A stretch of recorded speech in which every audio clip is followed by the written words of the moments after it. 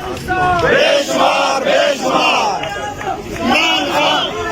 इमरान खान इमरान खान इमरान खान इमरान खान बचाएगा पाकिस्तान इमरान खान इमरान खान बचाएगा पाकिस्तान इमरान खान इमरान खान मेरी जान इमरान खान इमरान खान आजाद इंसानों की परवाज ऊपर जाती है, जो मदीना की रियासत में साबित हुआ। आजाद करके उनको दुनिया की इमामत करवाई ना।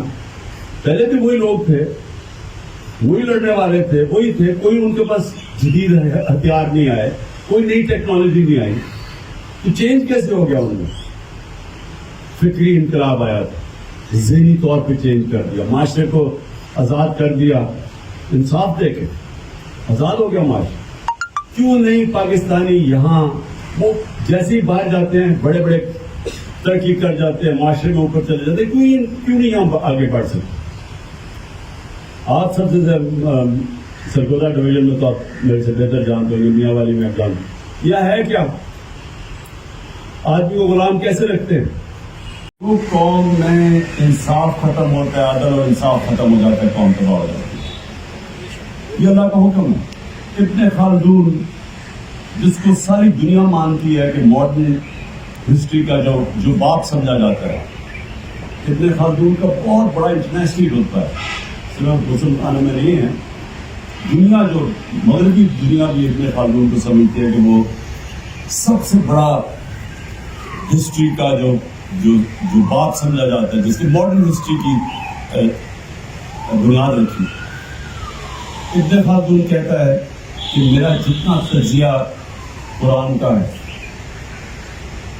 उससे मैं इस नतीजे पे पहुंचा हूं कि अल्लाह ने इंसान को जमीन पे भेजा ही एक वजह से है।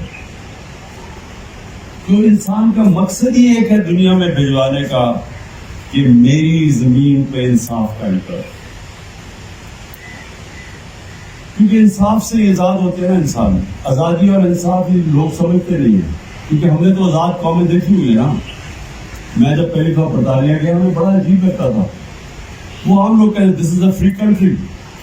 हमें ना समझ आया ये क्या जो this is a free country. हमने कहा डेमोक्रेसी, डेमोक्रेसी इंसाफ, डेमोक्रेसी आजादी, खुशहाली, ये चार चीजें कनेक्टेड है इंसाफ से। यानी इंसाफ से ये तीन चीजें कनेक्टेड है।